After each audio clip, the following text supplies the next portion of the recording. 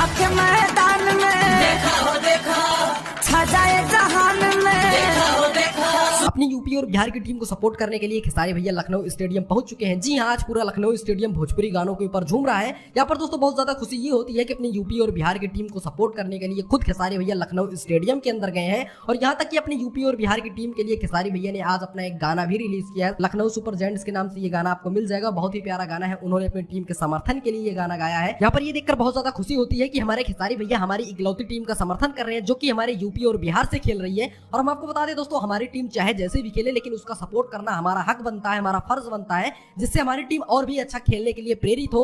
शायद वही काम आज खेसारी भैया कर रहे हैं। वो अपनी टीम को लगातार उत्साहित कर रहे हैं, इसीलिए वो लखनऊ स्टेडियम के अंदर गए हैं। लखनऊ स्टेडियम के अंदर पहुंचते ही खेसारी भैया ने अपनी टीम को समर्थन करना शुरू कर दिया है। जी हाँ, अपनी टीम को लगातार सपोर्ट कर रहे हैं, लगातार उनको जोश दे रहे हैं, जिससे वो और अच्छा प्रदर्शन कर सके। यहाँ पर टीम हमारी चाहे जीते या हारे, लेकिन हमारी टीम का साथ हमें कभी नहीं छोड़ना है, जिससे अगली साल हमारी टीम और भी अच्छा प्रदर्शन कर सके। वैसे दोस्तों, इसके बारे में आपकी क्या राय, हमको कमेंट जरूर